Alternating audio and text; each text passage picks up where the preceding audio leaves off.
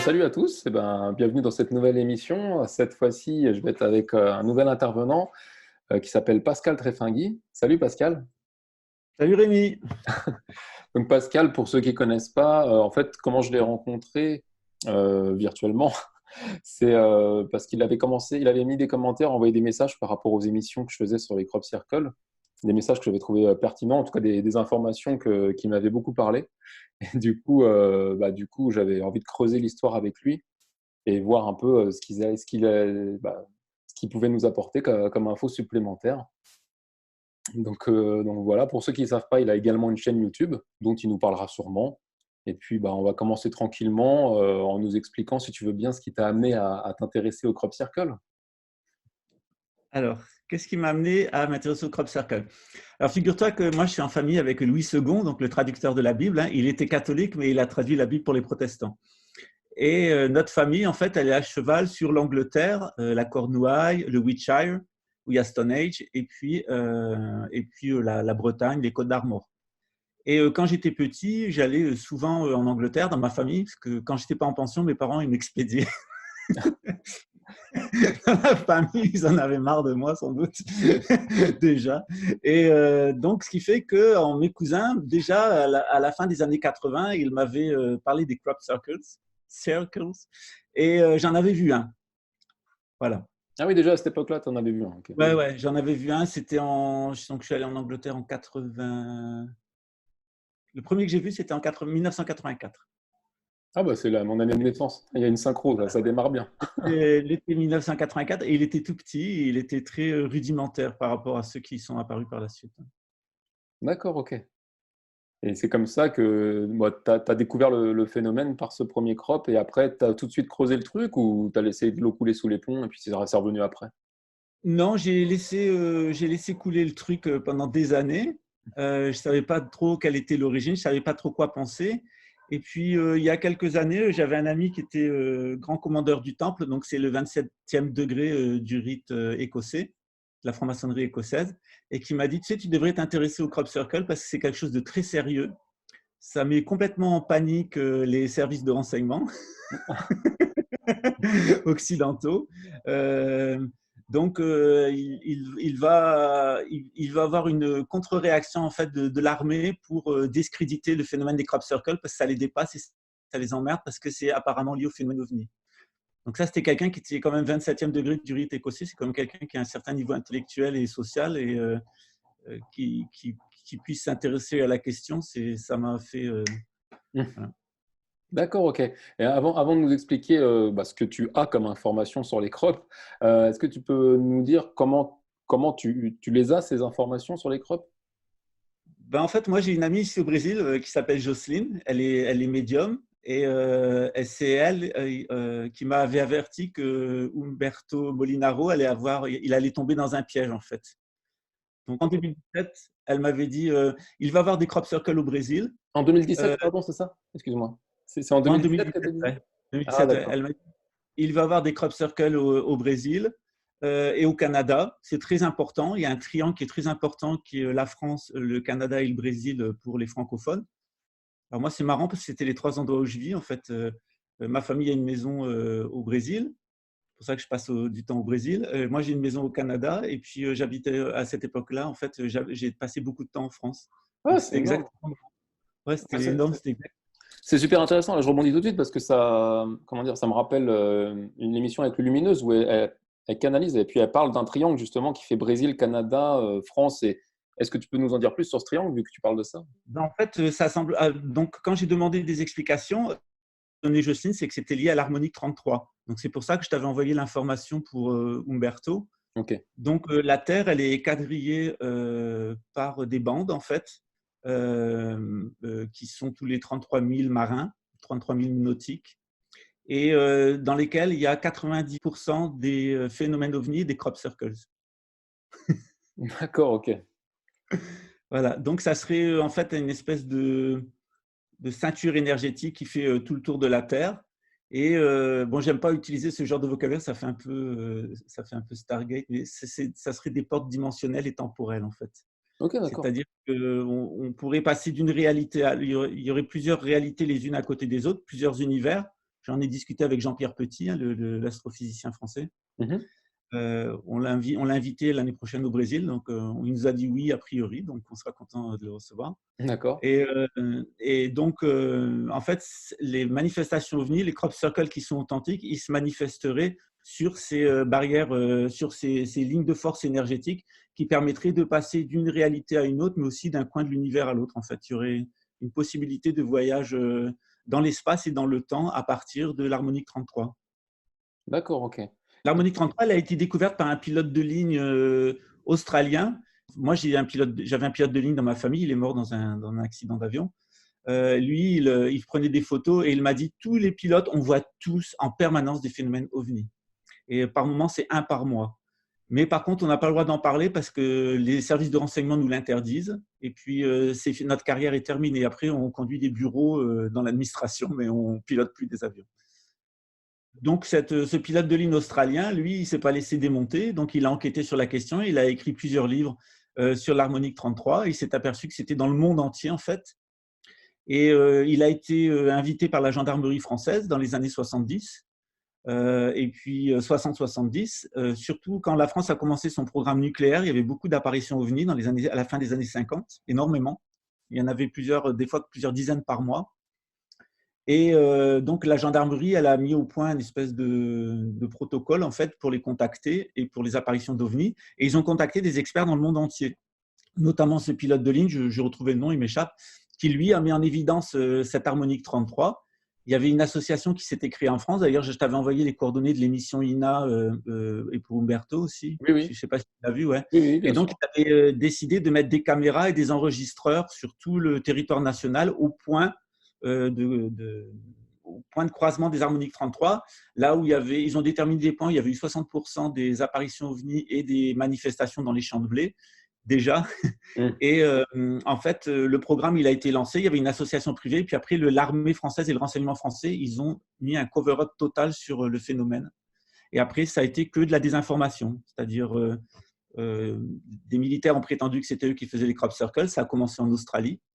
Après, ça a été en Angleterre. Après, ça a été en France. Donc, il y a toujours eu une volonté du service de renseignement français et des étrangers et de l'armée de discréditer tout ce qui était lié au phénomène OVNI et au cercle céréalier. D'accord, ok.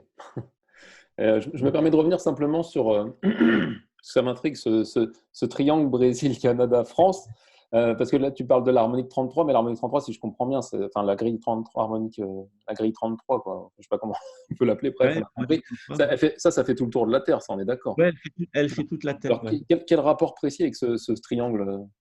Eh bien, Alors je me permets juste une aparté avant la réponse de Pascal.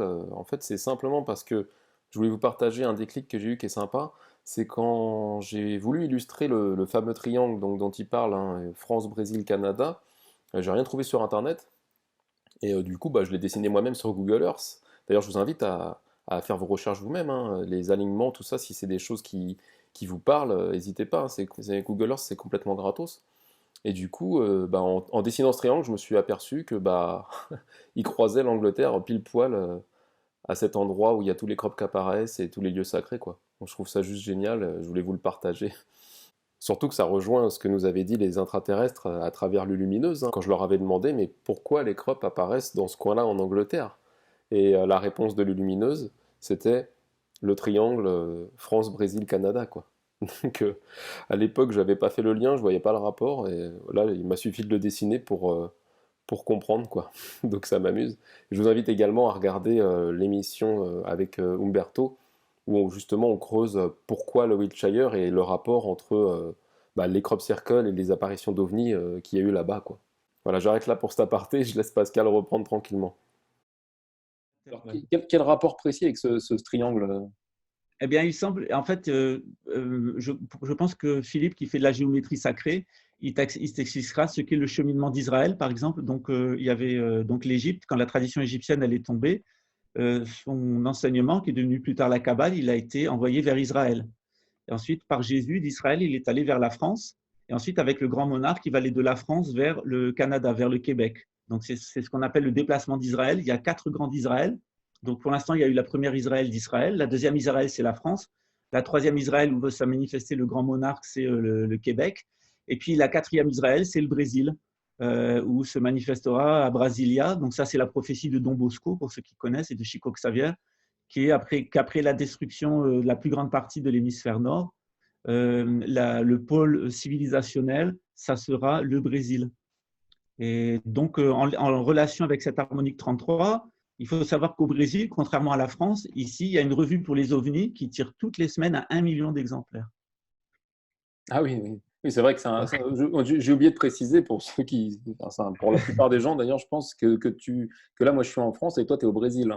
Oui, oui, je suis à Rio de Janeiro. On a oublié que, voilà, que tu habites à Rio de Janeiro. Donc, et donc, Oui. c'est vrai que tu es bien placé pour dire qu'au Brésil, tout ce qui est information ne fonctionne pas du tout pareil, quoi. Non, c'est complètement différent. Par exemple, c'est ce que j'ai mis dans une capsule sur les Juifs. Par exemple, les Juifs du Brésil et les Juifs des États-Unis, ils sont très antisionistes. Ils sont totalement antisionistes. Alors qu'en France, on pense le contraire, en fait, que c'est les Juifs qui sont pour le sionisme. Mais aux États-Unis et au Brésil, on considère que c'est les sectes évangélistes et les sectes chrétiennes qui sont sionistes. Pareil pour le phénomène OVNI. Donc, au Brésil, on a eu plusieurs dizaines de cas très, très importants d'apparition d'OVNI. On a eu des captures de créatures, à Varginha notamment. Donc, ça a été complètement médiatisé au Brésil. Il y a eu des très grandes enquêtes qui ont été faites. L'armée brésilienne, elle est intervenue. L'armée américaine est venue, le directeur de la NASA. Il y a des gens très importants qui sont venus après l'épisode de Varginha. Et ici, en fait, ici, les gens, ils parlent. C'est-à-dire, par exemple, là, je suis en train de préparer une série de vidéos. J'ai demandé à un ami de m'aider parce que, par exemple, sur le rite écossais, il m'a donné un livre. Donc ça, c'est un livre qui décrit les 33 degrés du rite écossais. Il y a tous les mots de place, tous les rituels. Il m'a donné des vidéos avec les rituels pour m'expliquer comment on fait les rituels. Donc ici, au Brésil, il n'y a rien de secret dans la franc-maçonnerie. Tu peux aller dans une loge, tu peux demander à visiter, tu rentres comme dans une église. Il y a des moments où tu peux assister au rituel. Enfin, c'est complètement différent de la France. Pareil, toutes les religions, en fait ici, même avec l'information, c'est-à-dire il y a des hommes politiques, des militaires de très haut niveau de l'armée qui vont voir des médiums comme Chico Xavier, qui parlent du phénomène OVNI, qui parlent de leur relation avec les extraterrestres. Et les intraterrestres, c'est pas du tout comme… c'est exactement l'opposé de la France, en fait, à ce niveau-là. Et Ah, pareil pour les CROP, en fait, les militaires ici brésiliens, ils sont très attentifs pour tout ce qui est lié au cercle céréalier. Parce qu'on en a quelques-uns qui ont commencé à apparaître dans le Paraná, donc c'est un État qui est au sud du Brésil, à la frontière de l'Argentine. d'accord, ok. Paraná et Santa Catarina. D'accord. Et pourtant, ces informations que tu as au Brésil, on pourrait, par exemple, avec Internet aujourd'hui, on pourrait les avoir même en habitant en France, alors, du coup. Ben oui, c'est-à-dire si tu vas, par exemple, tu vas sur Internet et puis tu tapes Varginha, par exemple, tu as des centaines et des centaines de vidéos de témoignages. Donc, il y a eu plusieurs appareils de cas d'OVNI en Amazonie. Ici, moi, je vais souvent dans la vallée d'Arara, c'est au-dessus de Rio de Janeiro, c'est à 80 km d'ici. Souvent, on voit enfin, c'est très facile, en fait, de voir des manifestations OVNI. Voilà. D'accord. Voilà. Bon, bah, j'invite les sceptiques à aller au Brésil. Et en fait, ici, les ufologues, ils ont pignon sur rue, ils ont une revue, ils passent à la télévision. Il y a des émissions de télévision sur le phénomène d'OVNI. C'est pas l'armée en parle. Faut savoir que Chico Xavier, il a été reconnu comme patrimoine national du Brésil. Et lui, il parlait de ses contacts avec plusieurs races d'extraterrestres. Il les a décrits. Enfin, tu vas dans la rue, tu parles à n'importe quel Brésilien. Il va te parler sérieusement du phénomène OVNI et des extraterrestres. Tu fais la même chose en France, on t'amène à Charenton. Ouais, ouais. Non, c'est intéressant comme point. Et du coup, alors, je me permets de rentrer dans le vif du sujet concernant les crop. Du coup, qu'est-ce que tu aurais comme info à nous partager sur les crop circles, hormis ce que tu as déjà dit? Hormis ce que j'ai déjà dit, c'est qu'il va en avoir de plus en plus en France, au Brésil et au Québec, parce qu'il y a un message particulier qui est amené pour les francophones. Donc ça, c'est pour la manifestation de la troisième, enfin dans ce qu'on m'a dit dans la maçonnerie, hein, c'est dans la manifestation de la troisième Israël et de la quatrième Israël. Donc il va y avoir une intensification parce que l'humanité, elle est en train de passer par un moment très difficile avec ces histoires de nouvel ordre mondial. On passe par un moment très critique dans notre évolution collective. Donc il y a un certain type d'individu, un certain type d'ego, en fait, un certain type de relation avec les autres et avec la matière qui est en train de prendre fin. On va vers une nouvelle façon de vivre les uns avec les autres, des nouveaux modes d'organisation collective. On rentre dans l'ère du Verseau, dans l'hémisphère nord. Ici, on rentre dans l'ère du Lion. Hein. Les gens, souvent, ils pensent pas que nous, on est en décalé. Nous, on sort de l'ère de la Vierge au Brésil et on rentre dans l'ère du Lion. Et en Europe, on sort de l'ère du Poisson pour entrer dans l'ère du Verseau. Donc, l'ère du Poisson, pour vous, c'est une ère de purification. Et donc, Jésus il vient pour purifier les péchés. Puis à la fin, c'est le contraire, c'est l'intoxication générale par la chimie, le nucléaire. Voilà, tu vois, on a une inversion du processus. Donc, pour l'ère du Verseau, bah, c'est la communication, c'est le transport, c'est la paix, c'est la purification aussi. Donc, on a un nouveau cycle d'humanité qui commence, mais qui part de très bas, qui part de la pollution, de toute cette mutation qu'on vit actuellement. Donc, il semble qu'on a des amis, d'après les informations que j'ai et qui sont partagées ici, on a des amis qui nous aident, des amis spirituels qui nous aident à passer cette transition, ce passage de l'humanité, où il y a des personnes méchantes, égoïstes, qui sont sur les anciens schémas de domination, d'humiliation d'autrui, de tout ce qu'a fait en fait la deuxième partie depuis l'an 1000, en fait, tout ce qui s'est manifesté pour arriver au nouvel ordre mondial. Ça va prendre fin. Il y a un échec du nouvel ordre mondial qui est programmé, mais déjà depuis les 1840, il y a une aide spirituelle très importante qui nous est donnée pour passer les guerres mondiales, pour passer les problèmes par lesquels on va passer maintenant. Par exemple, l'apparition de Fatima. Alors au Brésil, on ne le relie jamais à la Vierge Marie, hein, on le relie toujours à une manifestation extraterrestre parce que ce que décrivent les enfants, le personnage qu'ils ont décrit, cette femme en costume molletonné et l'autre personnage blanc, il y a eu exactement la même apparition en Argentine. Et là, les gens, ils ne l'ont pas du tout interprété de façon religieuse, ils l'ont interprété comme un phénomène ovni. Et d'ailleurs, il y a un militaire français, un général français qui avait fait des émissions et un livre très intéressant où pour lui, il n'y a pas de doute, c'est une manifestation ovni qui a été présenté par l'Église catholique comme quelque chose lié à la Vierge Marie, mais qui est quelque chose qui n'est pas du tout religieux. D'accord, ok. En fait, c'est l'Église catholique qui l'a présenté comme un phénomène religieux, parce que les enfants, eux, ils ne savaient pas ce que c'était des extraterrestres, ils ne savent pas ce que c'est un ovni, un disque volant. Les enfants, quand ils disent le soleil a dansé, les gens ont vu le soleil danser, ils ont vu la pluie. Il n'y a que les enfants qui ont vu ces personnages et que eux. Donc d'après ce militaire français, d'après ce que disent ici les militaires au Brésil, c'est plutôt lié à une technologie qui fait qu'on peut s'adresser, c'est le voice to school, on peut seulement s'adresser avec un message porteur, par exemple avec des micro-ondes qui vont porter un message, on peut s'adresser à une personne au milieu d'une foule et il n'y a qu'elle qui va voir et qui va entendre la chose qui lui est adressée. Donc, compte tenu de l'époque et du contexte, c'est-à-dire que c'était les francs-maçons qui avaient pris le pouvoir au Brésil, au Portugal, pardon, les Portugais vivaient une espèce de crise collective. Il y avait ce grand abattage qui allait commencer avec la guerre de 14. Donc, il semble qu'il y ait cette intelligence qui s'est manifestée pour nous mettre en garde. Qu'on allait passer par des moments vraiment très difficiles dans nos croyances, dans notre vie collective. Donc, l'information que j'ai, c'est donc qu'il y a des faux crop circles, ça tout le monde le sait. Il y en a qui sont faits par des enfants, des professeurs, des artistes, plasticiens, des scientistes qui veulent piéger Umberto. Mais en fait, ça se retourne contre eux, en fait, parce qu'en fait, ils ont cru, on en reparlera si tu veux, mais ils ont cru piéger Umberto, mais en fait, c'est eux qui ont été piégés. Et les gens en prennent de plus en plus conscience. Quand j'en parle autour de moi et que j'explique mon point de vue par rapport à ce qui s'est passé avec Umberto, en fait, c'est exactement le contraire. Ils ont voulu faire croire qu'Umberto il était de mauvaise foi, que c'était un illuminé. Mais au final, si tu analyses bien ce qu'ils ont fait, c'est eux qui sont des illuminés et c'est eux qui sont de mauvaise foi. Si tu veux, j'articulerai plus sur ça. Et donc, voilà, moi, les informations que j'ai eues en 2017, Jocelyne m'a dit il va se passer un truc sur les crop circles en France d'important. Contacte Umberto Molinaro et son groupe de personnes parce que c'est ciblé contre lui. Ça vient d'un groupe ça vient d'un groupe scientiste, mais c'est piloté par le service de renseignement et c'est pour continuer à discréditer le phénomène des cercles céréaliers. Mais les messages des cercles céréaliers, les vrais, ils sont importants pour l'humanité. Il faut apprendre à les comprendre, à les connaître. Après, je te parlerai de la communication avec les intraterrestres, ça me semble important. Et ce que m'a dit Jocelyne, c'est donc avant que Philippe il intervienne trop sur votre groupe, en fait, elle m'a dit il y a quelqu'un qui va découvrir la manière de savoir ce qu'est un vrai et un faux crop circle, et la clé c'est le cube de Métatron. Voilà.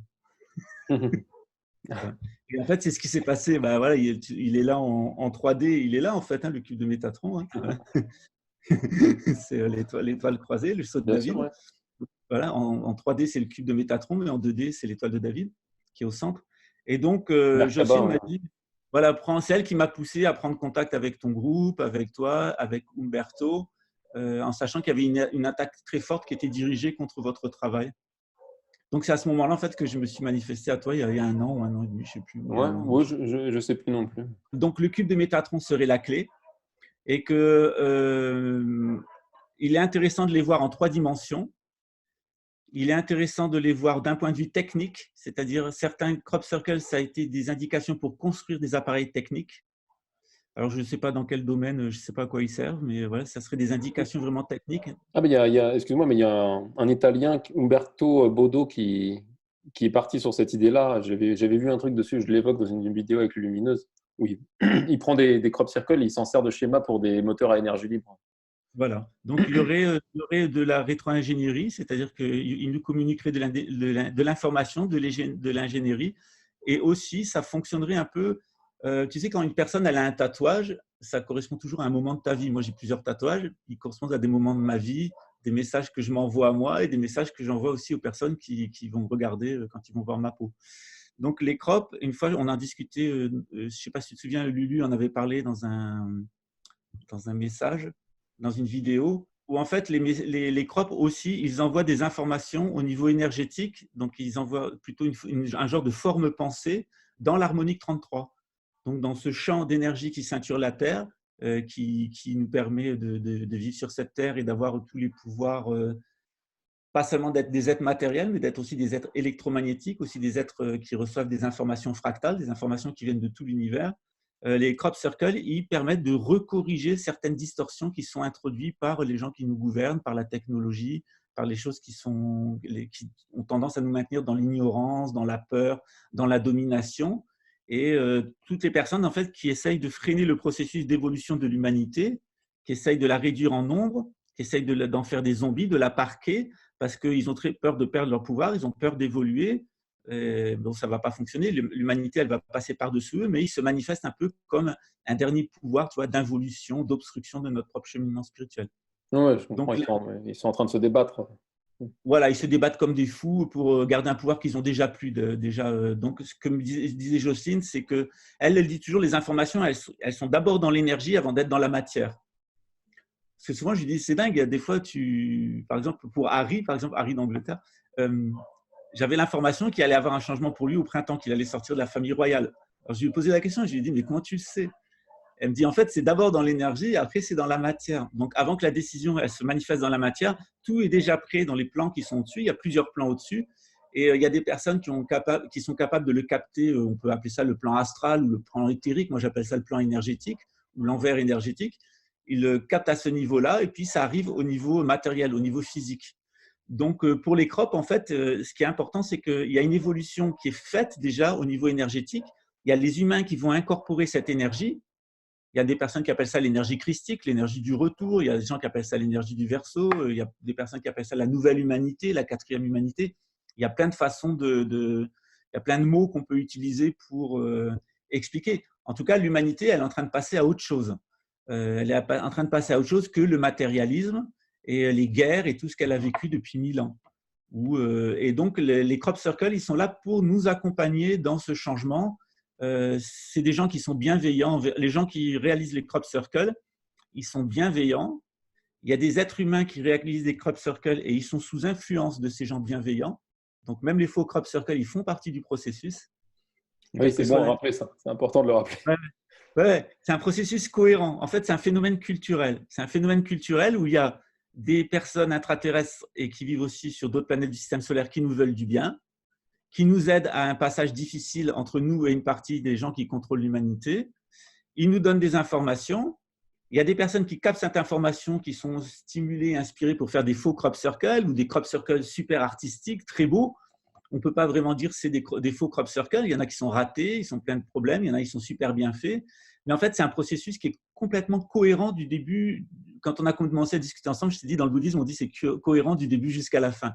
C'est-à-dire, même le faux crop circle, même le crop circle raté, même le crop circle qui vient des intraterrestres, qui viendrait des extraterrestres, qui viendrait des militaires, qui viendrait de manipulateurs, etc., c'est pas grave, ça fait quand même partie du processus. C'est un mouvement culturel, en fait, qui a au centre le crop circle authentique, et puis après, tout autour, par vague, il y a des gens qui vont être qui imitent le crop circle très bien, jusqu'à très mal.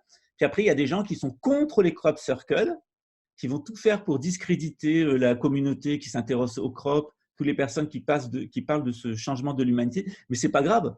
Eux, ils ont quand même été impactés par l'énergie du crop circle.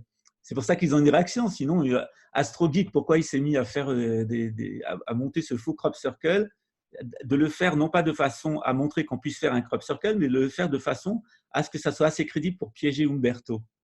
Parce que ça a été fait dans cette intention-là. Ça n'a pas été « je fais un crop circle pour démontrer qu'on peut faire un crop circle complètement humain ». Ça a été fait en disant « je vais prendre une partie d'un crop circle, une partie d'un autre crop circle, je vais mettre le maximum d'indices pour faire croire que c'est un vrai crop circle, donc je vais faire un faux pour tester la réaction des personnes à qui est destiné ce faux, et en particulier, c'était Umberto, c'était Umberto qui était visé. » C'était un piège. Ouais, même. Donc, moi, ça m'a fait rire à l'époque parce que j'ai dit, bon, cet épisode du crop circle, du faux crop circle de l'Est de la France, il ne nous renseigne pas sur Umberto, il ne nous renseigne pas sur les gens qui vont dans les crop circles, les gens qui y croient, les gens qui méditent, les gens qui essayent d'évoluer spirituellement. Il va nous renseigner sur ce qui est AstroGeek et qui y a derrière. Et voilà. Après, quand ces gens-là, on voit qu'ils se retrouvent soit dans les médias officiels, soit ils reçoivent des produits pour faire la promotion de produits, soit ils sont en lien avec les services de renseignement, soit ils ont des conférences qui sont financées par des grands groupes industriels. On voit tout à fait que ce qu'il y a derrière eux, en fait, c'est les grands lobbies, c'est le lobby militaro-industriel, et puis c'est les grands lobbies industriels. Donc, ils ont cette tare quand tous les… Moi, j'ai bossé au CNRS, hein, j'ai un niveau assez élevé, hein. Donc, comme juriste, mais j'avais le nez dans tout. C'est-à-dire, les contrats que je voyais passer, c'était des contrats entre l'Union européenne, entre l'État français, entre des grandes entreprises multinationales comme Unilever, Mitsubishi, Sony, etc. Donc, moi, j'avais le contrat d'un point de vue juridique, mais j'avais les annexes scientifiques. Donc, je voyais des trucs à dresser les cheveux sur la tête, tu vois. Donc, à cause de mon métier de juriste, j'avais accès à des documents secrets défense, notamment tout ce qui est lié à la mécanique et l'acoustique. Franchement, il n'y a pas beaucoup de gens qui étaient exactement à ce niveau de secret. Moi, j'ai été tenu pendant 10 ans, je n'avais pas le droit de parler, sinon j'allais en prison. Bon, maintenant, c'est il y a longtemps, hein. C'était en 93, 94, 96, donc c'était il y a très longtemps. Donc maintenant, je peux en parler. Il y a des choses que je vois maintenant dans la technologie qu'on utilise tous les jours, mais qui déjà été dans l'air du temps à cette époque-là. Okay, donc, donc, le milieu scientifique, je le connais bien. Je connais toutes ses faiblesses. Je sais par qui il est financé, quels sont les égos qu'il y a dedans, comment il est totalement au service du système, comment il n'y a aucune moralité. Et puis aussi, la formation des scientifiques fait qu'ils passent par les maths. Donc, ils font fonctionner qu'un seul hémisphère de leur cerveau. Ils n'ont plus du tout d'intuition. Ils sont complètement dans du rationalisme borné. Tout ce qui est spirituel, ça leur est complètement étranger parce qu'il y a cette inversion de Descartes qui a inversé l'âme et l'esprit. Hein. Et Descartes, il a fait deux grandes monstruosités. Autrefois, il y avait l'esprit, l'âme et le corps. Et Descartes, il a dit non, il y a une âme éternelle, l'esprit, c'est vos pensées, et vous avez votre corps. Donc, il a fait cette première inversion. Et après, de l'autre côté, il a fait une méthode de falsification qui s'appelle la méthode scientifique. Et par la méthode scientifique, on peut absolument prouver n'importe quoi. Moi, je peux tout prouver scientifiquement, n'importe quoi. C'est comme ça que pendant des années, on a prouvé que les OGM, on nous disait les OGM, c'est dangereux. Ils disaient non, regardez, on les met dans la nature les détruit, c'est vrai. On nous disait non, regardez, on les donne à des animaux pendant 6 mois, ils ne sont pas malades. Bon, ok, alors les OGM, c'est bon. Sauf que quand on a fait des expériences pendant 3 ans, on s'est aperçu que les rats, ils développaient des cancers, des tumeurs, et ils devenaient stériles, les rats qui mangeaient des OGM. Donc, tu vois, scientifiquement, on peut démontrer absolument ce qu'on veut. Parce que la science, elle va se concentrer. La science, elle n'est pas à la recherche de la gnose, elle n'est pas à la recherche de la vérité. Elle est à la recherche d'une explication d'un aspect technique de la réalité. Donc, tu peux prouver ce que tu veux, en fait, scientifiquement. C'est qu'une question de moyens et la façon dont tu vas organiser ton expérience scientifique. Donc, dans le cas d'Umberto, ce qu'a fait AstroGeek, c'était exactement ce que font les milieux scientistes. C'est-à-dire, ils sont partis d'un postulat qui est les crop circles sont faits par des humains Et Umberto et les gens qui pensent qu'il y a un aspect spirituel sont des charlatans. Et puis, ils ont construit l'expérience pour démontrer ça. Donc, ils sont partis d'un postulat, c'est fait par des humains, et les mecs qui en parlent, c'est des charlatans. Et ils ont construit toute leur expérience pour démontrer ça, de A jusqu'à Z. Donc, par contre, ça ne veut pas dire qu'ils ont atteint la vérité, ni la connaissance. Non, pas Ça du veut tout. dire que, voilà, ça veut dire juste qu'ils ont fait la démonstration qu'il y avait des êtres humains qui faisaient des crop circles, et que si on utilisait tous les gimmicks des crop circles, on arrivait à induire en erreur quelqu'un comme Umberto. Bravo, quel exploit. Dégueulasse, hein. Le procédé, je trouve qu'à la base, le procédé, il est dégueulasse. Bon, en tout cas, ça démontre bien qu'on n'est pas, on n'est pas dans la recherche de vérité. On est dans le canular, dans le piège, dans la ridiculisation. Voilà. Mais bon, c'est un schéma qui est hyper connu, même politiquement, tout ça, hein. On casse le truc en amont parce qu'on sait que sinon, il y a trop de gens qui vont s'éveiller, quoi. Comme toute une idée nouvelle, au début, on dit que c'est ridicule, après on dit que c'est dangereux, puis après on dit que c'est évident, tu vois. Donc les crop circles, c'est pareil. Au début, tout le monde s'est marré, tu vois. Ah, les crop circles, c'est des gens qui font ça. Les mecs qui s'occupent des crop circles, c'est des zinzins. Mais au fur et à mesure que la communauté crop, elle s'est élargie, elle s'est mondialisée, qu'il y a des gens qui ont apporté leur spiritualité. Alors, quelquefois, ça peut être très New Age, hein, peu importe. Quelquefois, ça peut être complètement catho. Les gens qui vont au crop circle, ils y vont pour… Il y en a qui y voient des apparitions mariales. Moi, j'ai une personne de ma famille, elle est persuadée que c'est des apparitions mariales. Hein, Elle me dit non, non, non, le grain, c'est la Vierge qui donne… Ça, c'est le côté ambré, tu vois. Elle dit non, non, c'est la Vierge qui donne… c'est des informations qui sont données comme ça par des anges, où elle a un schéma d'explication qui est la Vierge Marie et les anges, comme à Fatima. Il y a des personnes qui vont avoir un schéma d'explication en disant c'est des extraterrestres ou des intraterrestres, et c'est fait avec des micro-ondes, c'est fait comme ça. Puis il y a 50 000 autres explications auxquelles on n'a pas forcément pensé.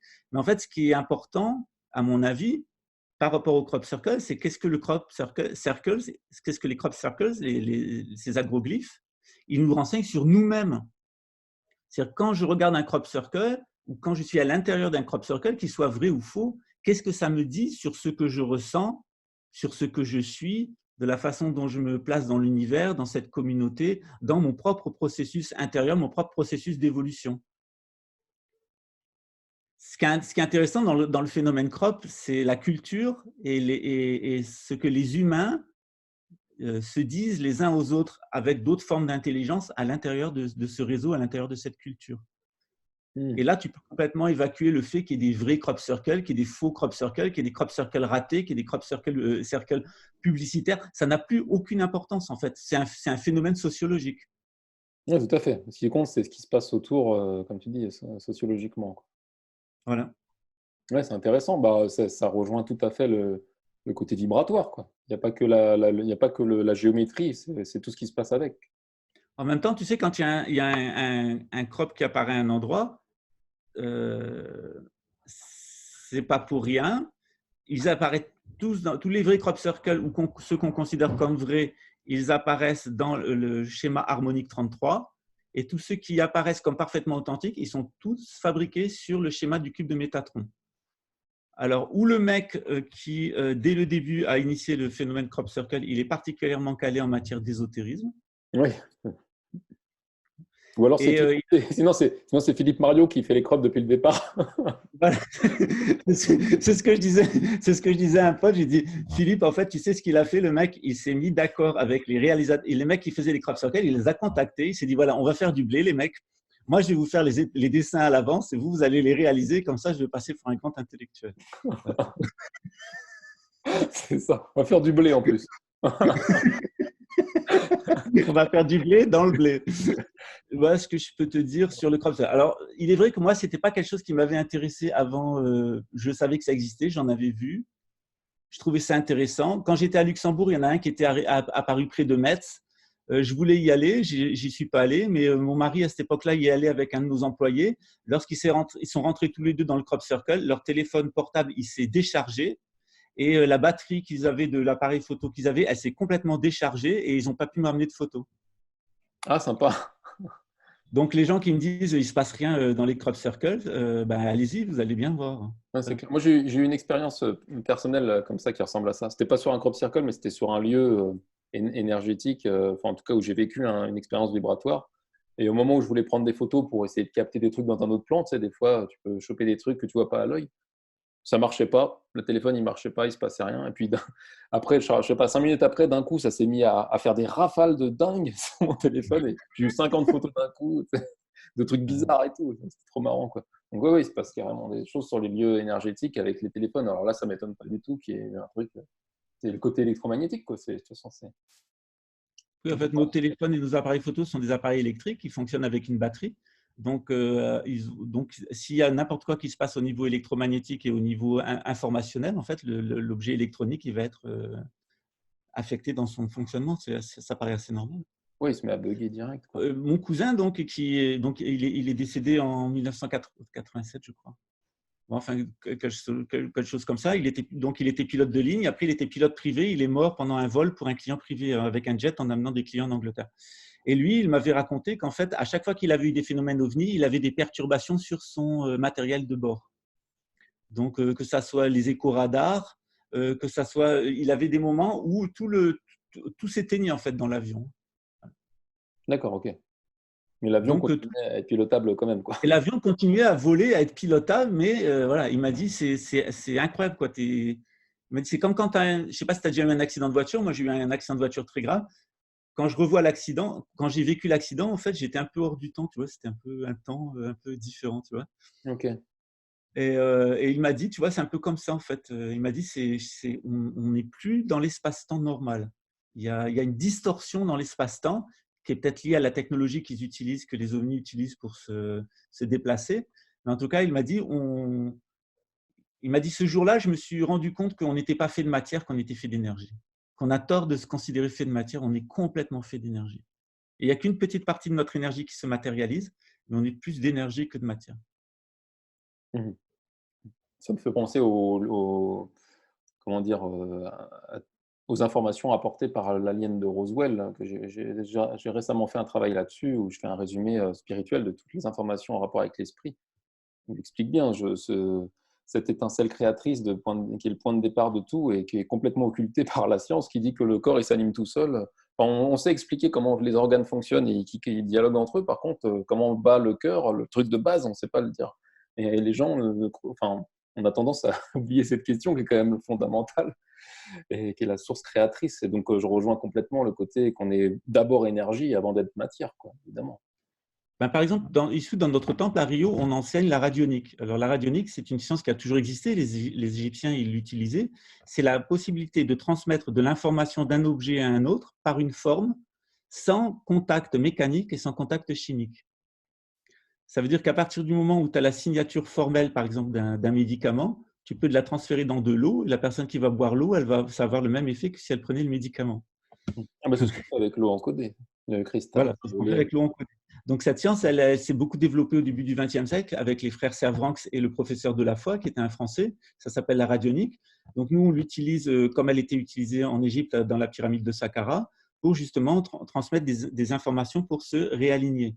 Et quand je me suis intéressé au crop circle, j'ai eu l'idée de voir qu'est-ce que ça donnait quand je les utilisais en radionique. Alors, ça me faisait un petit peu peur de savoir quelle information j'allais transmettre en utilisant un crop.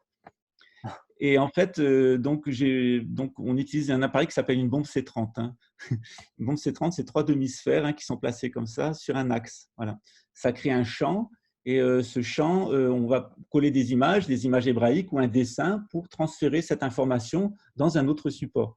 Et en fait, toute la nuit qui a suivi le moment où je me suis fait de la radionique avec des dessins de crop circle, j'entendais chanter et danser. Ah ouais. J'entendais de la musique, en fait. Et moi, je n'ai pas du tout l'oreille musicale, je ne suis pas du tout musicien, je chante presque faux. Et, et en fait, j'avais accès à des harmoniques, c'était stupéfiant. Et donc, j'en ai parlé à une amie qui s'intéresse au crop circle, et elle m'a dit peut-être chaque crop circle, en fait, il correspond à des lignes d'harmonique. C'est-à-dire qu'en fait, c'est des chansons imprimées. Ah Un oui, peu, oui, tu il y vois, a comme un... des. Ouais, Ouais. j'ai pas mal de théories là-dessus, enfin de suppositions. Enfin, moi, c'est pareil. là-dessus, ouais, d'hypothèses comme quoi ça pouvait être ça, et qu'il y en a il y a beaucoup de personnes qui se sont amusées comment dire, à transmuter un crop circle en musique, quoi. Voilà. J'ai déjà vu des. Alors, bien sûr, quand on analyse, c'est souvent quand les gens m'interrogent sur les crop circles, enfin pas au Brésil, parce que tout le monde les Brésiliens, ils sont impatients d'avoir des crop circles. Ils en rêvent, ils en veulent. Voilà. Ici, le Brésil, c'est beaucoup plus spirituel que l'Europe. On a vu ici le Brésil, c'est la danse, le chant. Et tu vas dans la favela ici, à n'importe quelle heure, tu entends les gens chanter dans les églises. Quand les gens ils te disent, quand tu parles, on te dit va con Deus, c'est-à-dire va avec Dieu, tu vois. Donc il y a une présence de la spiritualité au Brésil. Par exemple, l'autre jour, je faisais une vidéo, je l'ai mis en ligne. Le monsieur, bon, j'ai pas mis tout en ligne, mais le monsieur qui était derrière moi, il était franc-maçon. Donc du coup, il m'a dit je suis franc-maçon, toi aussi. Donc on s'est mis à discuter tous les deux, tu vois. Il était super content. Les autres personnes, elles pouvaient écouter autour, tout le monde s'en fichait, tu vois. Il n'y a pas cette réaction comme il y a en France, on va te regarder avec des yeux comme si tu étais un pédocriminel et un sataniste, tu vois. Ici, ça ne se passe pas du tout comme ça. La franc-maçonnerie, ici, c'est une forme de spiritualité. Quand tu discutes ici, tu discutes avec les gens des crop circles, ils trouvent ça passionnant et surtout, ils te disent mais non, mais un sens n'exclut pas l'autre. Le fait qu'il y ait des vrais et des faux, ça ne s'exclut pas. Le fait qu'il y ait des crop circles qui n'aient aucun sens et des crop circles qui soient bourrés de sens, et le fait que ça soit de la musique ou que ça soit un dessin ou que ça soit… Non, c'est tout. C'est-à-dire, on peut interpréter, c'est un phénomène qu'on peut interpréter à tous les niveaux, tous les niveaux d'explication des crop circles, on peut les avoir. Par exemple, mon ancêtre Saint-Yves d'Alvèdre, il a créé un appareil qui s'appelle l'archéomètre. L'archéomètre, c'est une espèce de sphère, enfin, c'est une espèce de cadran, en fait, où tu peux passer d'une langue à l'autre à partir de la racine des mots, et puis tu peux tout transformer en musique, en forme géométrique. Tu peux l'utiliser pour fabriquer des objets techniques. En fait, c'est un truc de fou, quoi. Je sais pas comment dans son livre, enfin dans ses écrits et les écrits qu'on a à la maison, il dit qu'il a reçu ça de Brahman de l'Inde. Mais franchement, c'est un truc fou, quoi, de ouf. Et donc là, il y a toute une partie qui permet de passer de la géométrie, donc des nombres, à la stéréométrie, c'est-à-dire la géométrie dans l'espace, et à la musique. Et c'est exactement, ce qui est marrant, c'est exactement ce que Platon dit dans le livre de la République, quand il dit comment on doit éduquer les gens dans une cité. Il dit qu'on doit leur apprendre les mathématiques, la géométrie, la stéréométrie, c'est-à-dire dans l'espace, et après on doit les amener à la musique. Et qu'en fait, quand on est capable d'aller déchiffrer des lettres et d'aller jusqu'à la musique, c'est qu'on a atteint son plein développement spirituel. Ah, d'accord. Bon, on fait le lien. Ouais. Donc, quand on a atteint un niveau spirituel très fort, en fait, on voit tout ce qu'on expérimente, on l'expérimente sous forme de musique. Tu vois une personne en face de toi, elle va t'inspirer une chanson. Donc, tu sais, la musique la musique de son âme, tu vas l'entendre. Comme la musique des sphères, tu vois, des planètes. Il y a des personnes qui regardent le ciel et ils entendent la musique des sphères. Il y a des personnes qui vont regarder une autre personne, ils entendent la musique, ils sentent ses sphères intérieures bouger, ils entendent la musique de la personne. Ils sont même capables de l'interpréter, de te donner des informations sur toi-même. Ouais, c'est intéressant. Ouais, c'est sympa. En tout cas, l'idée me plaît. Puis les quelques expériences que j'en ai eues, elles étaient chouettes. Ok, d'accord. Ça va? Ouais, Bienvenue chez les fous. avec plaisir. Je voulais parler de l'été 2019, juste parce qu'il y a eu plusieurs crops en France, évidemment, machin, donc il y a sûrement des faux et des vrais, un peu de tout, mais on a remarqué, enfin Humberto et un ami, Louis Sylvain, ont remarqué vraiment l'alignement, enfin tu sais, on a fait des émissions là-dessus. Est-ce que tu as d'autres infos là-dessus? Est-ce que vraiment ces alignements-là, l'objectif de ces alignements, est-ce que tu as eu d'autres infos là-dessus? Alors, au moment où vous avez commencé à mettre en ligne les vidéos avec Humberto, moi, j'avais le décodage depuis le début, en fait, déjà, par Jocelyne.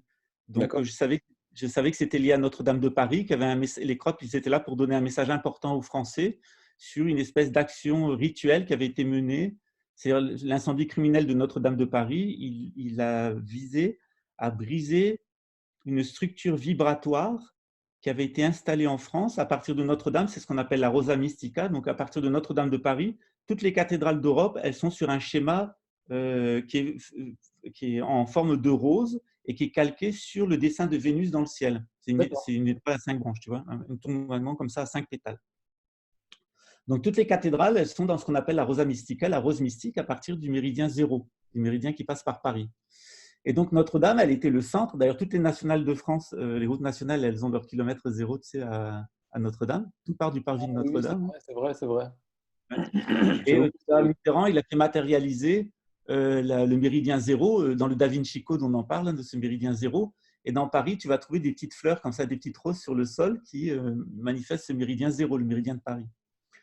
Et donc, l'information que j'avais, alors ça, c'est une information complètement maçonnique, hein, c'est qu'en fait, Saint-Louis, quand il est revenu de Tunisie, il a aménagé tout cet ensemble de cathédrales autour, avec la couronne du Christ au milieu, parce qu'il y avait un message spirituel, un message vibratoire qui communiquait aussi avec d'autres mondes, qui était réparti sur toute la France et qui lui donnait une protection vibratoire et énergétique. Et qu'il y a un groupe de personnes très mauvaises qui ont décidé de briser donc cette harmonie qui avait été créée par les rois catholiques, les rois capétiens. Ça a commencé avec l'architecture déstructurée qu'on a construite à Paris, comme par exemple Beaubourg, mais aussi l'axe brisé qui est entre le Louvre et la Défense. Donc il y a vraiment eu une volonté, tu vois, de faire un contrepoint satanique, mauvais, tu vois, méchant à ce contrepoint lumineux, et de renforcer le pouvoir des forces des ténèbres contre ce pôle lumineux qui avait été créé par Saint-Louis jusqu'à le détruire. Et là, ça a été vraiment, c'était un 11 septembre, hein, c'était vraiment la volonté, comme le coronavirus en Chine pour plomber l'économie chinoise et l'économie mondiale, comme le 11 septembre, c'était pour plomber les États-Unis, hein, leur montrer qu'ils n'étaient pas la première puissance mondiale, c'était là pour les humilier, les faire partir en guerre, les faire naître chez eux de la paranoïa. Ben, Notre-Dame de Paris, ça a été le même groupe qui a eu une action rituelle mauvaise, satanique, destructive, pour venir frapper la France dans son cœur spirituel, pour amener un écroulement de toutes ces structures. Donc, ébranler les Français jusque dans leur âme chrétienne, dans leur âme catholique. Et immédiatement, donc l'année d'avant, on avait l'information qu'il y aurait, je crois que je te l'avais dit, qu'il y aurait plus de crop circle en France. Et c'est ce qui s'est passé l'été 2019. Il y a tous ces grands crops qui sont apparus en France. Ils ont commencé à dessiner l'étoile de Vénus, donc le pentacle de Vénus. Et puis ça a commencé par Notre-Dame. Notre-Dame de France. Notre-Dame de France, voilà, où il y avait eu un incendie d'ailleurs. Tu sais qu'il y avait eu un incendie à Notre-Dame de France quelques temps avant. Ouais. Oui, c'est vrai, tu m'en avais parlé. Ouais. C'est un des Ouais. commentaires d'ailleurs, un des messages qui lui avait fait justement communiquer avec toi, quoi. Donc, ça n'a pas commencé à Notre-Dame de France pour rien. C'était une indication des gens qui veillent sur notre équilibre psychique et sur notre évolution spirituelle. Il y a une attaque extrêmement forte qui est menée par des gens qui sont mal inspirés envers l'humanité, des forces obscures, aussi des créatures d'autres dimensions qui sont hostiles à l'humanité, qui sont perverses. Donc, les crops, ils ont été là en fait pour contrebalancer en fait l'action rituelle qui a été faite contre la France. Ils se sont manifestés justement pour contrer en fait cette attaque qui avait été menée sur Notre-Dame de Paris. En plus, tu remarqueras que les crops, ils se sont manifestés sur ce qu'est la France historique. C'est-à-dire que la France des rois de France, en fait, c'est le Val-de-Loire, c'est la Beauce, c'est la région parisienne, c'est une toute petite partie de l'Est parisien, et c'est effectivement là où se sont manifestés ces crops qui ont permis de faire ce pentacle de Vénus, cette étoile de Vénus. Ok, d'accord. Merci pour cette information par rapport à Notre-Dame, parce que moi, par rapport à Notre-Dame, j'avais d'autres informations.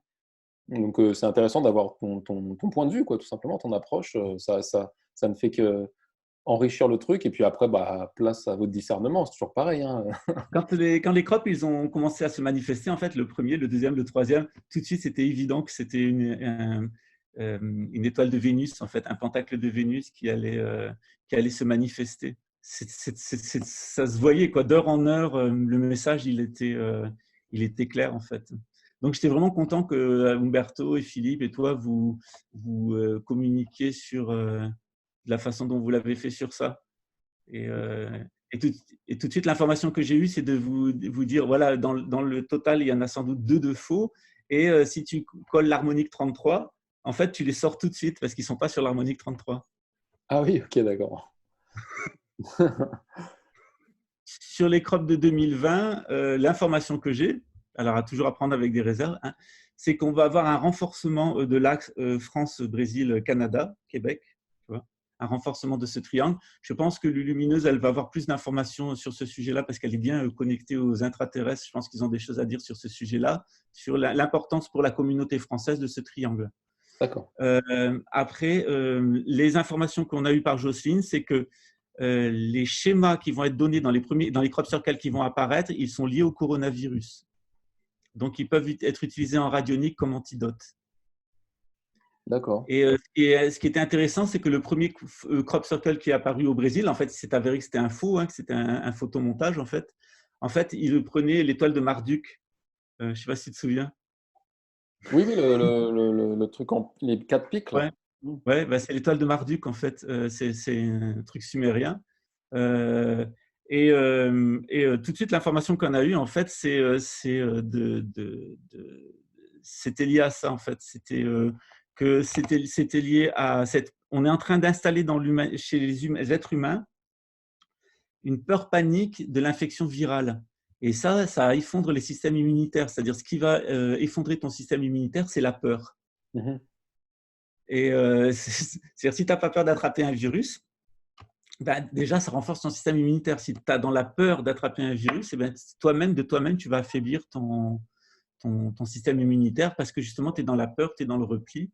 Et donc, l'information qu'on avait, c'est que les crop circles authentiques qui vont se manifester, ils vont agir en antidote. Et que de plus en plus, ce qu'on va s'apercevoir, c'est par rapport aux attaques psychiques qu'on subit, de ce que les gens appellent à tort l'élite, parce que ce n'est pas une élite, c'est une contre-élite.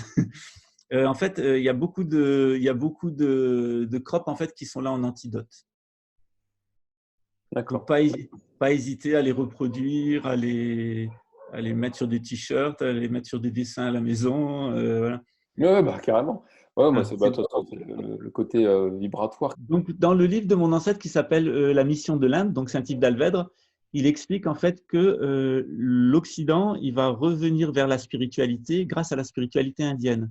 C'est-à-dire que les yogas, les mandalas, les yantras, tu sais, toute cette science qui nous est venue par le bouddhisme et par l'hindouisme, en commençant par le yoga, le hatha yoga, puis ensuite par le bouddhisme tibétain, par le bouddhisme en général, les mandalas, les yantras, les mantras, tu vois, tout ça.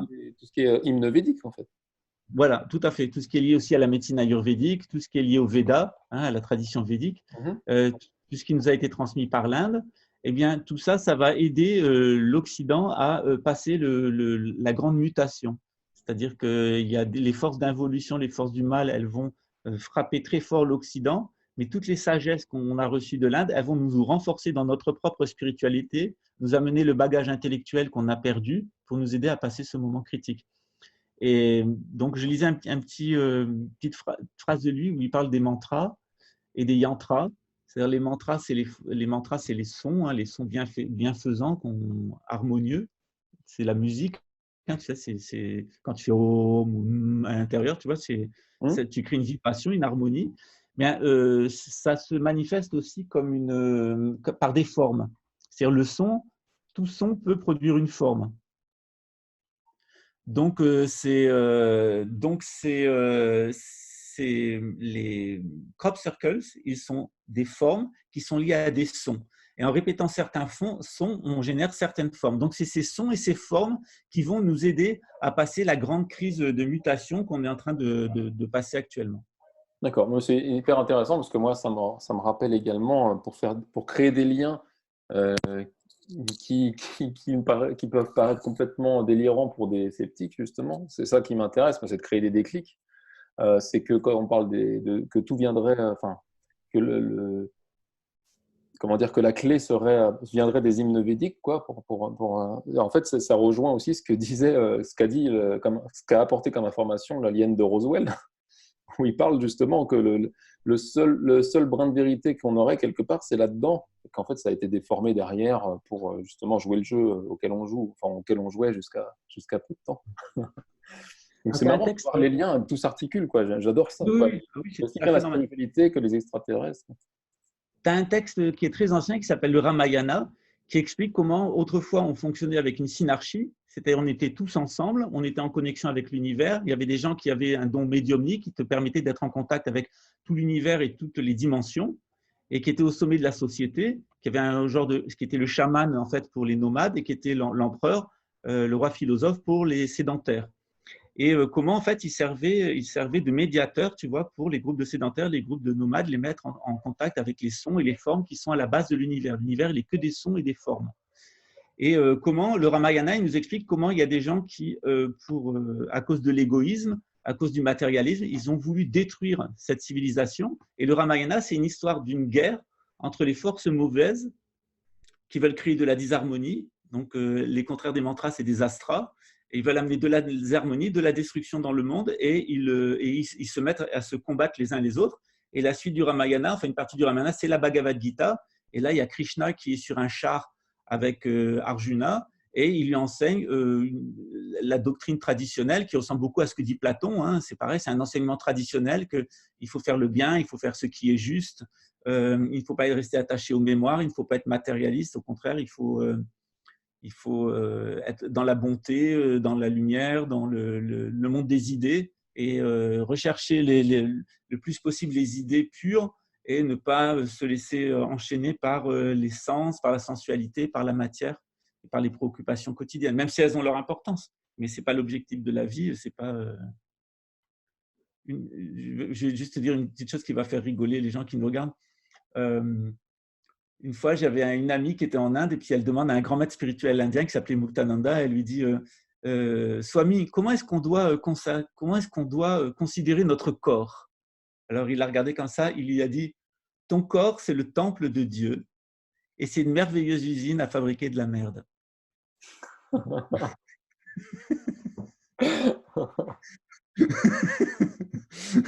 Parce que tu manges des choses qui sont très belles, qui sont très bonnes, et regarde ce que tu en fais. Donc, l'idée qu'il voulait transmettre, en fait, c'était que plus on va vers la matérialité, c'est important hein, de nourrir bien son corps, etc. Mais ce n'est pas le but de l'existence. On a besoin de notre corps pour faire notre expérience terrestre, et on doit alimenter notre corps avec des bonnes choses, avec des bons sons, avec des bonnes formes, avec des bons aliments, avec de la bonne eau, etc. Mais ce n'est pas le but de l'existence. Ça, c'est le moyen de l'existence. Le but de l'existence, c'est tout ce qu'on va découvrir d'un point de vue intellectuel, d'un point de vue du cœur, de la façon dont on va comprendre l'harmonie entre les êtres, l'harmonie qui règne. L'univers, il fonctionne entièrement sur l'harmonie. Donc, et notre vie biologique, elle fonctionne sur l'harmonie. Quand il n'y a plus d'harmonie dans notre corps, on tombe malade et puis on meurt. Donc, le but de l'existence, c'est de découvrir Dieu, justement, c'est cette source d'harmonie totale. Et tout ce qui est matérialiste, tout ce qui est corporel, ça a son importance, mais ça dégrade les choses plus qu'autre chose. Ça génère de la merde, en fait. Et puis là, vu que tu parles du corps aussi, ça me fait penser à une info que j'ai jamais partagée en vidéo, mais que j'avais entendue, qui prouve en fait que le corps est lié à la planète, mais pas que spirituellement. Je veux dire, ça le prouve scientifiquement par la fréquence à laquelle bat le cœur, en fait, qui est liée à la fréquence de la Terre et en Hertz. Enfin, et du coup, ce qui est assez drôle comme synchronicité dans le délire, c'est que Monsieur Hertz, en fait, c'est lui qui a créé la fréquence, et ça veut dire cœur en allemand. Dans la vidéo que j'ai fait sur Harp, j'ai discuté justement ça, de ce qu'on appelle de la voix de la Terre. J'avais mis sur Amazon un de mes livres en gratuit, exprès pour que les gens puissent le décharger. Il y a presque 500 personnes qui l'ont déchargé. En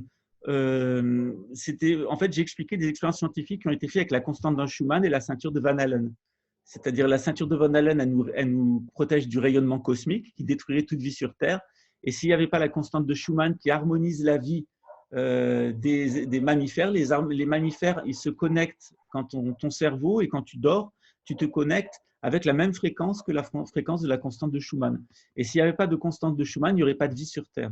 Et si on ne dort pas, si on ne se reconnecte pas à un moment ou à un autre en mode complètement passif au moment du sommeil profond avec la constante de Schumann, si notre cerveau ne se met pas à vibrer au rythme de la constante de Schumann, eh bien on tombe malade, on développe des pathologies mentales et on peut mourir assez rapidement. Ah d'accord, ok. Intéressant comme précision, comme info encore. Ouais. Donc tu vois, c'est ce qu'on appelle la voie de la Terre en fait. Okay. C'est la théorie de la voie de la Terre. Dans mon livre, j'ai mis les références scientifiques, les expériences qui ont été faites, où justement on met en évidence que sur des mammifères, que lorsqu'on empêche les cerveaux de certains mammifères de fonctionner sur la même fréquence que la constante de Schumann, eh bien ils deviennent malades, ils développent des cancers et ils meurent. Tandis qu'une personne qui est malade, si on la synchronise sur une certaine fréquence hertzienne, qui est la fréquence de la constante de Schumann, avec ses variations, eh bien, cette personne, elle guérit et elle se maintient en bonne santé. Donc, tu vois la perversité de HAARP, donc par exemple la station HAARP des Américains qui déforme la ionosphère, qui envoie donc des micro-ondes dans la ionosphère. Ils envoient de la poudre d'aluminium, des poudres métalliques pour la rediriger vers le sol pour faire du contrôle mental, des tremblements de terre, des tsunamis, etc.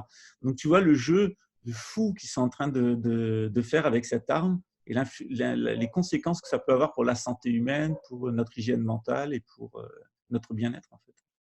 Ok, d'accord. Donc toi, si je comprends bien, pour l'année 2020, les crop circles, tu dis que ça va s'accentuer donc, par rapport à ce triangle Brésil, Canada, France. Ouais. Est-ce que tu as d'autres idées enfin, d'autres choses à dire là-dessus?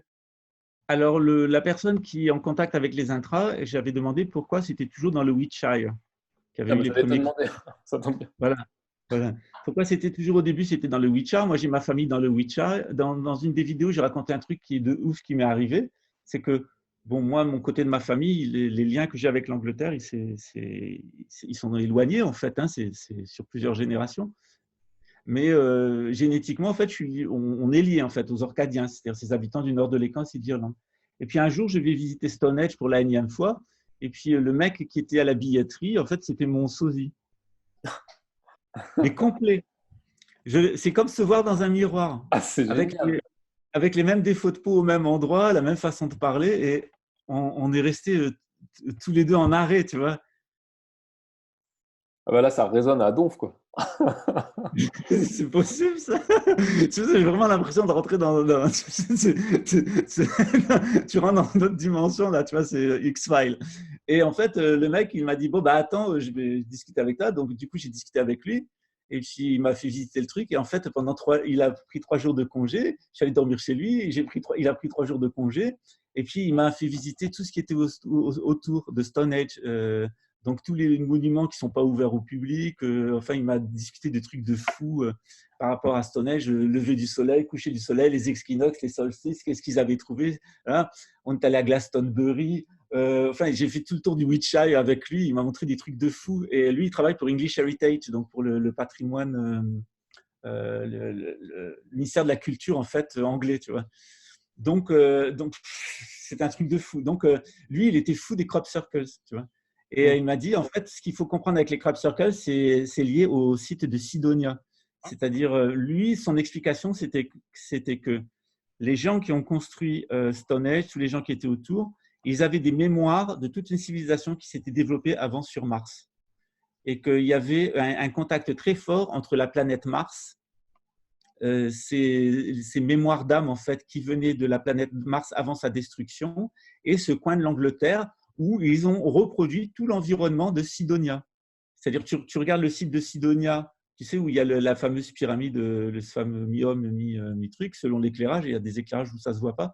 Mais lui, en fait, il m'a expliqué et il m'a montré des vidéos et des calques. En fait, c'est exactement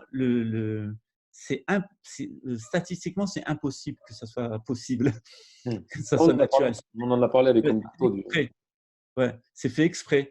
Donc lui, il m'a dit, ces phénomènes des crop circles, ils sont liés à ce qui s'est passé sur Mars.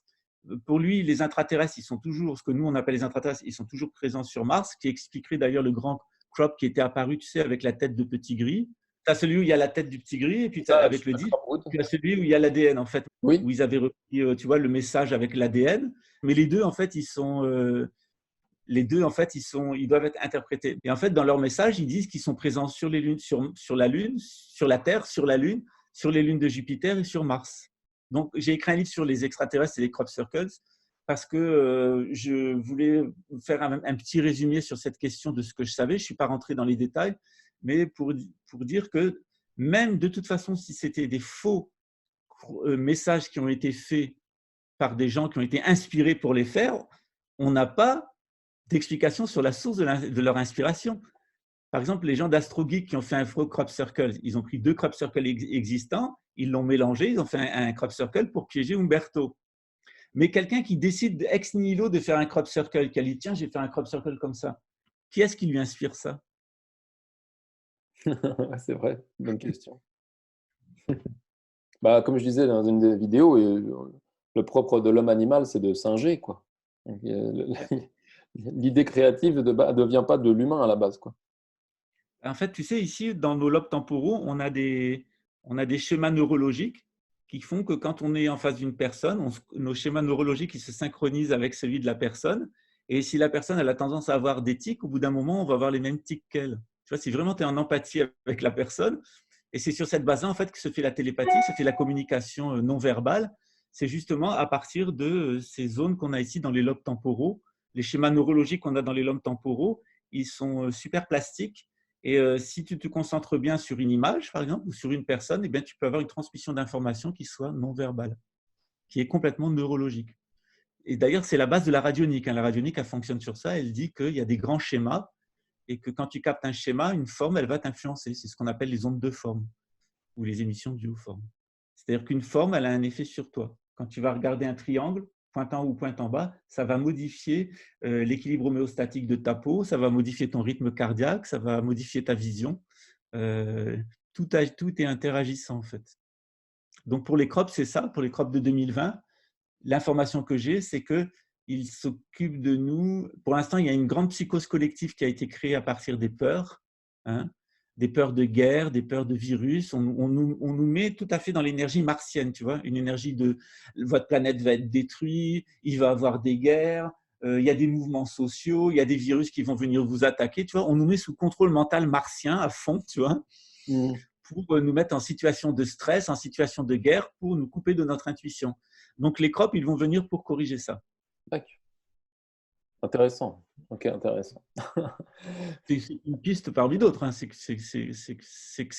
Moi, j'ai accès à cette piste-là, c'est l'information qu'on m'a donnée. Ça Oui, n'exclut bien pas sûr. les autres pistes. Et de toute façon, c'est juste normal qu'il ne soit pas hyper précis, parce que sinon, il n'y aurait pas d'effet de surprise, dans le sens où, comment dire, il y aurait le mental qui se mettrait trop à cogiter sur le truc. Et les lumineuses, elle avait bien expliqué pourquoi ils disent pas à l'avance ce qu'ils vont faire comme En crop. fait, quand on rentre dans un travail sur, ces personnes qui nous aident à évoluer spirituellement, l'humanité, elle n'est pas toute seule, elle est accompagnée. On a des vieux compagnons qui étaient là avant nous, hein, qui continuent à nous suivre. On a aussi des forces spirituelles qui veillent sur nous, d'autres dimensions. Eux, ce qu'ils veulent, c'est pas faire de nous des moutons, ça les intéresse pas. Ce qu'ils veulent, c'est de faire de nous des gens conscients. Donc, quelqu'un qui va te dire, je vais faire un crop à tel endroit, tel jour, avec telle forme pour te dire ça n'a aucun intérêt. Parce que ça ne te permettrait pas de faire le travail de recherche, de prise de conscience, d'évolution spirituelle. C'est la différence entre savoir et connaître. Mm. Connaître, ça veut dire qu'on est avec. C'est-à-dire on va naître à quelque chose de nouveau avec cette chose-là. C'est connaître. On est ensemble. Tandis que savoir, c'est juste une information qu'on va te donner. Tu vois, tu peux l'oublier aussi. Et ça ne fait pas évoluer ta conscience. Il y a des personnes qui ont la tête remplie de savoir, mais elles ne sont pas très connaissantes, elles ne sont pas très conscientes. Mais elles ont la tête remplie de savoir. Mm. Très bien, bah écoute, est-ce que tu as des informations à ajouter, autre chose à dire sur les crop circles? Parce que je sais que tu as énormément de sujets et de choses à aborder où on pourrait digresser. Et là, j'invite les gens à aller sur ta chaîne pour voir un peu plus le travail que tu fais toi. Mais pour rester dans les crop circles, est-ce que tu as autre chose à dire là-dessus? Moi, ce que je voudrais dire surtout aux gens des crop circles, c'est de ne pas se laisser démonter. Ce qui compte, c'est la relation que eux ils ont avec le phénomène crop circle, que ce soit des vrais, des faux. Ce qui est très important, c'est quel impact ça a sur leur conscience et quel impact positif. Et moi, tous les gens que j'ai vus s'intéresser au crop circle, chez tous sans exception, ça a amené un processus d'évolution spirituelle, de retour vers soi, de prise de conscience, de maturité spirituelle. Et au contraire, les gens qui se sont attaqués au crop circle de la façon la plus méchante, la plus goguenarde, la plus agressive, en fait, ça a plutôt mis en lumière que c'était des gens intolérants, en fait, qui ne voulaient pas évoluer, en fait, qui étaient super matérialistes. Et donc ça, je trouve, c'est la grande vertu des crops, en fait, c'est ça, on est vraiment dans l'humanité, elle est en train de se séparer en deux. On est en train de prendre deux chemins opposés. Il y a ceux qui sont dans le matérialisme forcené, qui sont à fond vers l'Est, à fond vers le matérialisme, à fond vers le conflit, les savoirs. Et puis, il y a les gens qui sont complètement à l'ouest, mais dans le bon sens. C'est les gens qui sont, les gens qui sont dans la spiritualité, qui sont dans la prise de conscience, dans comprendre les choses. Et d'ailleurs, ce qui ne m'étonne pas, c'est que les crop circles sont apparus à l'ouest de l'Europe en premier avant d'apparaître à l'est. C'est-à-dire qu'ils sont d'abord apparus à l'extrême ouest, c'est-à-dire le Wiltshire et l'Angleterre, avant d'apparaître jusqu'en Russie, c'est-à-dire à l'est. Et il y a très peu de crop circles qui sont à l'est, et il y a beaucoup de crop circles qui sont à l'ouest. Et c'était le cas en France d'ailleurs. Regarde les crop circles, même s'il y en a quelques-uns qui sont apparus à l'est, ils apparaissent plus massivement à l'ouest de la France, indépendamment des endroits où il y a des cultures d'ailleurs. Ah ouais, d'accord. Intéressant. Alors, une petite chose que je voulais dire, c'est une information qu'on avait ici par Jocelyne et les intras, c'était qu'ils nous demandent depuis plusieurs années de leur répondre. C'est-à-dire qu'on peut leur poser des questions sous forme de crop qu'on va imaginer, qu'on va réaliser nous-mêmes, ou alors ici à Rio, par exemple, sur les plages, il y a des gens qui font des dessins qui ressemblent au crop circle. C'est devenu du street art en fait, hein, de plusieurs façons. Ils le font dans le sable, il y a des gens qui le font dans d'autres cultures, dans le maïs, c'est plus difficile de faire dans le maïs parce que là, il faut les couper carrément. Mais en fait, c'est de comprendre qu'on n'est pas passif par rapport au crop circle. C'est interactif. Mmh. On n'est pas que des récepteurs, on est aussi des auteurs et des émetteurs de crop. Intéressant. Et je voulais savoir, du coup, au Brésil, il y en a pas, bon, à part celui qui finalement est en fait un faux. Il n'y a pas eu au Brésil des crop circles là? Pour l'instant, il n'y a pas d'informations qui font état de crop circle, mais il faut bien savoir une chose, c'est que le Brésil, c'est grand comme 2 fois l'Union européenne. Ouais, c'est vrai. Il faudrait survoler comme des dingues en permanence aussi pour les voir, quoi, c'est ça? Voilà, donc il faudrait avoir une flotte. Donc, il y a certainement des crops qui sont apparus et qu'on n'a pas vus. Donc, pour le moment, on n'a pas de nouvelles, mais dès qu'on en aura, moi, je le saurai ici. Ça marche. Voilà.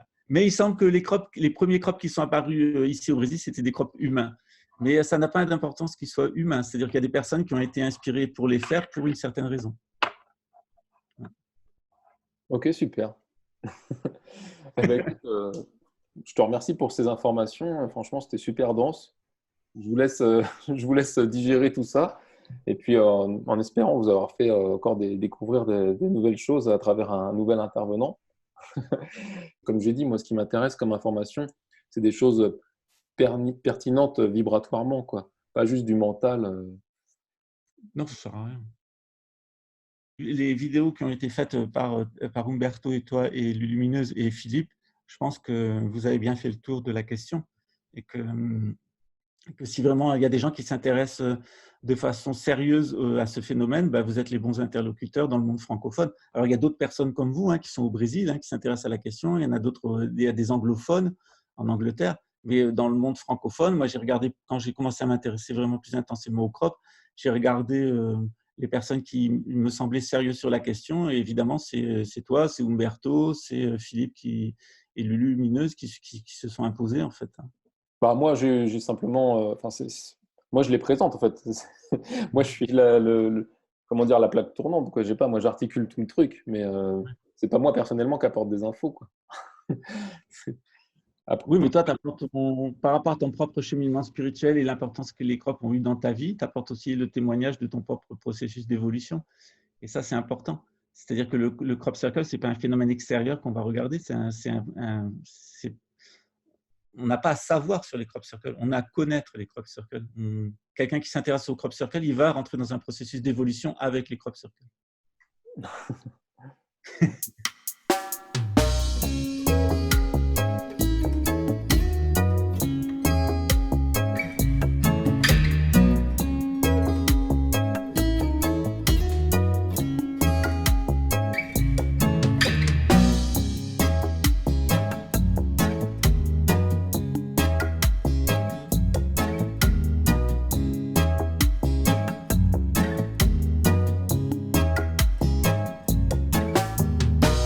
Le jeu se termine, j'ai découvert le miroir. Je suis le créateur de l'échiquier illusoire. Je ne débat plus, tout cela n'est qu'une œuvre d'art. La compassion l'échec de mes plans noirs.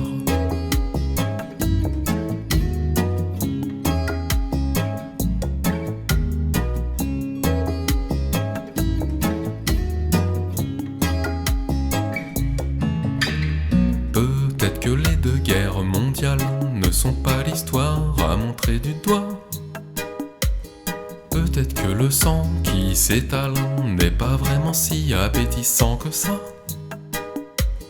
Peut-être que les chemtrails me voilent le ciel, mais le soleil brille en moi. Peut-être que la 5G rend pâle, mais la peur n'existe que si l'on y croit. Le jeu se termine, j'ai découvert le miroir. Je suis le créateur de l'échiquier illusoire. Je ne débat plus, tout cela n'est qu'une œuvre d'art. La compassion m'envahit et je mate l'échec de mes plans noirs. Le jeu se termine, j'ai découvert le miroir. Je suis le créateur de l'échiquier illusoire. Je ne débat